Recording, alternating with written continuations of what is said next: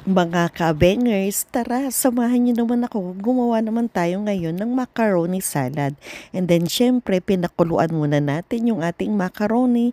And then, tsaka natin siya tiniktik, di ba mga ka-bengers? And then, ating mga sangkap nga pala na patatas and then yung carrot ay pinakuluan ko na rin. And then, hinayaan ko muna itong lumambot, di ba? And then, pinaklamig natin. And then, at the same time, pinakuluan din natin yung ating chicken, mga ka-bengers ko, pinalambot, and then hinayaan din natin ito na lumambot, di ba mga ka-bengers, at pinalamig natin. Ano ba yan? Paulit-ulit ang lola nyo, di ba? And then of course, pagkatapos nga lumamig ng ating mga sangkap, so hiniwa-hiwa ko na ng pa-cubes yung ating patatas and then yung carrot, kasabay na nga nito yung ating anong tawag dito, yung cheese, diba? So na talaga naman pong pa-cubes ang kanilang mga pagkakahiwa-hiwa. And then yung chicken natin, syempre, hinimay-himay natin yan mga kabengers. At naglagay na rin ako syempre ng chunks. I know, ng tidbits, diba? So ayan na nga mga kabengers. At nilagay na nga natin to ng sabay-sabay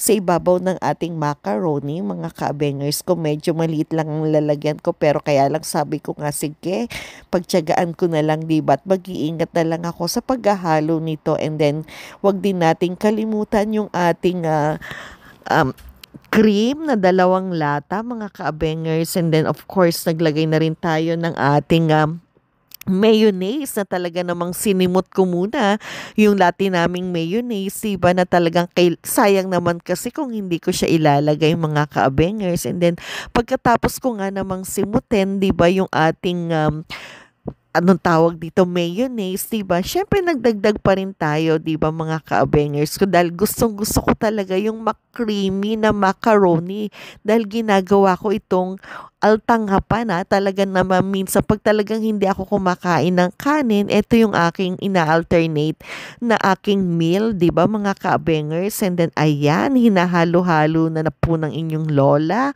diba, yung ating macaroni. And then, syempre, kailangan siguraduhin natin ito na lahat ng macaroni ay talagang mabalutan nitong ating pinagsama-sama na gatas, diba? And then, syempre, hindi ko pa pala, ayan, ano na nga pala, na ilagay ko na muna yung ating condensed milk na hindi ko muna siya binuhos kasi tinatansya ko pa kung kailangan pa ba nitong ng mga cream and then ang mayonnaise, diba, mga ka-bengers ko. At ayan, inalo-halo ko na talaga yung ating macaroni salad. And then, syempre, hindi ako nakontento.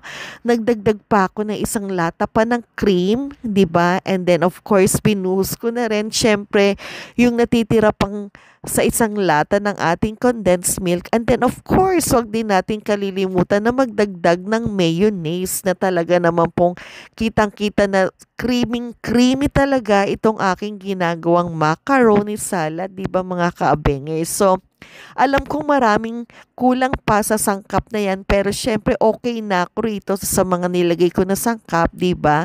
And then of course, halu-haluin nating mabuti. Nako, super excited na ako mga ka-bengers na tikman yan. And then syempre, kailangan natin i-serve ito ng mas malamig, di ba? So, ilalagay dapat natin ito sa refrigerator, 'di ba? Parang mas talagang katakam-takam, pero eto ang ginawa ko mga ka-abengers. Syempre pagkatapos ko nating gawin 'yan or halu-haluin, 'di ba?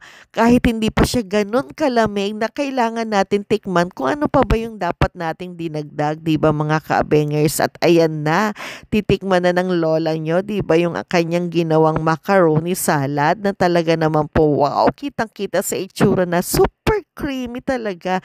At ayan, wow, talagang napakasarap kahit hindi pa ito malamig, mga ka-bengers. Kaya tara, sabi